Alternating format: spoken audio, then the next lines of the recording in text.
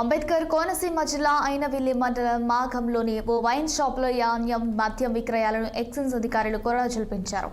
పక్కా సమాచారంతో రత్న వైన్ షాపులపై దాడి చేసిన అధికారులు యానం నుంచి తెచ్చిన మద్యాన్ని బ్రాండెడ్ బాటిళ్లలో నింపి విక్రయిస్తున్నట్లు గుర్తించారు. దాడిలో 58 యానం మద్యం బాటిళ్లను స్వాధీనం చేసుకుని వైన్ షాప్ను సీజ్ చేశారు. ఈ వ్యవహారంలో ముగ్గురిని అరెస్ట్ చేసినట్లు ఎక్సైజ్ అధికారులు తెలిపారు. గత కొంతకాలంగా ఇలాంటి అక్రమ నియమాలు జరుగుతున్నాయనే ఆరోపణలపై అధికారులు దర్యాప్తు చేస్తున్నారు.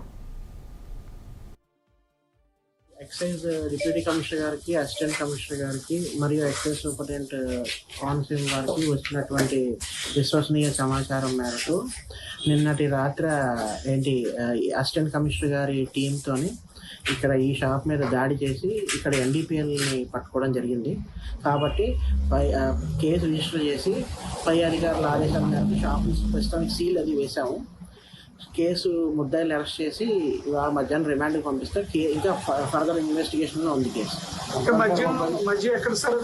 యానం ఇక్కడండి యానం మధ్యం దొరికింది. ఎంతమంది సార్ కేసు ముద్దాయి? ముగ్గురండి. పేర్లు మేము ఏంటో చెప్తాం.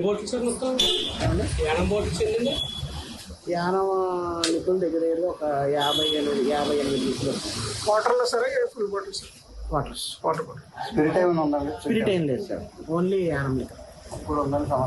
లేదు సార్, స్పిరిట్ లేదు. డైల్యూషన్ జరిగిందని చెప్పేసి వచ్చింది, మేము టెస్ట్ చేసాం, డైల్యూషన్ వచ్చింది. సో డైల్యూషన్ కేసు కూడా బుక్ చేసాం. కమిషనర్ గారికి మరియు ఎక్సైజ్ సూపరింటెండెంట్ కోనసీమ గారికి వచ్చినటువంటి విశ్వసనీయ సమాచారం మేరకు